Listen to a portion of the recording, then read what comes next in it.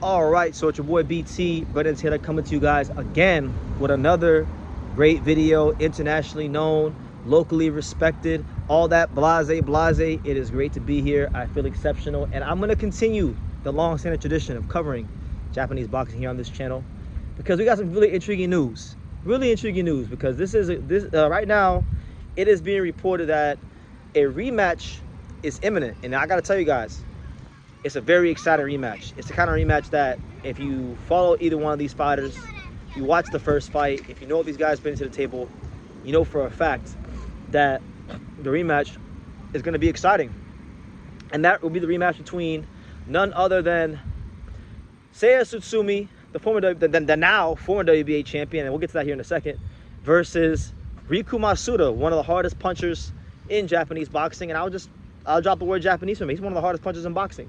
Pound for pound, he's a very, very hard puncher. He has that southpaw, that straight left hand that they call the God's left, but that where he puts people out. And he's fresh off of some good wins. He beat up on older Nonito Donaire. After Donaire put hands on Seiya Tsutsumi and barely lost. Many people thought he beat Seiya Tsutsumi. So they fought years ago. They fought a couple years ago, early in Masuda's career. Seiya grinded out a very close, unanimous decision victory over Masuda, but these are different circumstances and different times. Because I'll tell you guys right now, I love Seiya Tsutsumi.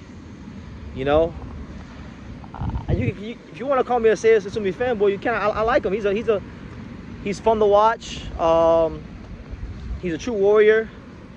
He's always in good fights. I got nothing really bad I can say about the guy, but warriors have a shelf life in boxing. You can't be a warrior for that long in boxing, and he's been a warrior for quite a bit of time now, and the damage is added up. And really and truthfully, I feel like going into the fight, has to be Riku Masuda's coming out party. Has to be. He fought when Seiya Tsutsumi was at his best, when he was close to his best. Seiya had to fight this guy tooth and nail to win. This is not them times. Seiya has been out the ring. He's had a history of cuts and just being injured. Injuries have kept him out of the ring. That's why he lost the belt. Then they gave it to Bam. Then then he was a champion of recess.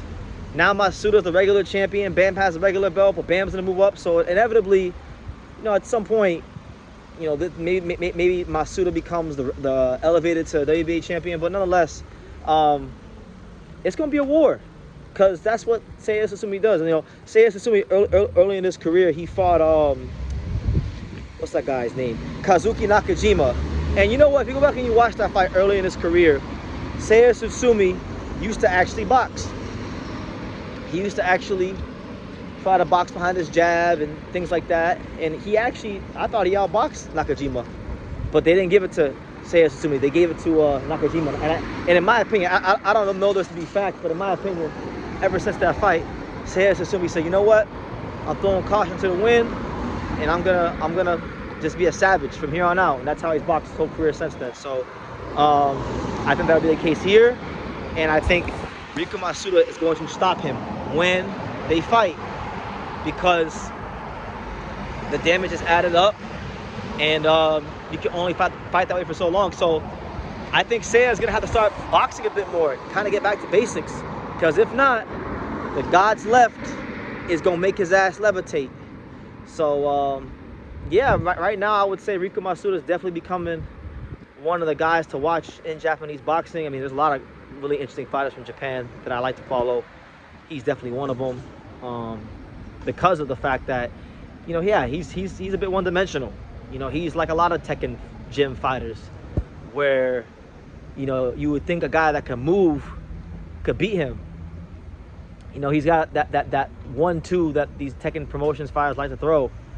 Tekken gym fighters like to throw.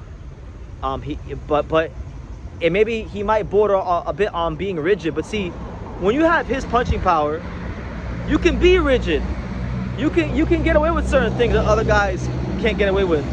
And like I said, he might get found out one day when he fights a guy like let's say like a guy like Michael Angeletti or Bam, or just anybody who could box, anybody who has like real craft.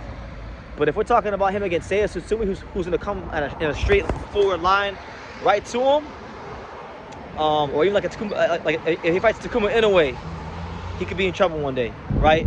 But if you find Seiya Tsutsumi, who you already fought, and you fought to a very close UD loss for the Japanese title all those years ago, and he's got more miles on the odometer, all the signs point to, and all the signs show that this should be Riku Masuda's coming out party where he stops Seiya Tsutsumi and avenges that loss. And I'll tell you this, if he doesn't, and Seiya Tsutsumi actually beats him, coming off of all these wars, all the damage he's been through in his career, the recent inactivity, I would actually say that, contextually speaking, it might be the best win of his career, alongside Takuma Inoue, because of where Masuda is right now, because of what he's been through. I would say it's like half a notch below Takuma Inoue, you know. So that's the news, guys. That's the rematch being discussed. Let me know what you guys think. Does Seiya Tsutsumi have a chance? Because like I like Seiya, but I don't really give him like a massive chance in this fight. I think he's got too much miles on the clock, too much miles on the odometer, and he's fighting a guy that is trending upwards, that really is punching like that. And so unless he changes or tweaks, not changes, but tweaks his style a bit for this fight, it's only going one way, in my opinion. But leave your comments down below. Make sure you guys take the time to subscribe, and I'll see you in the next video.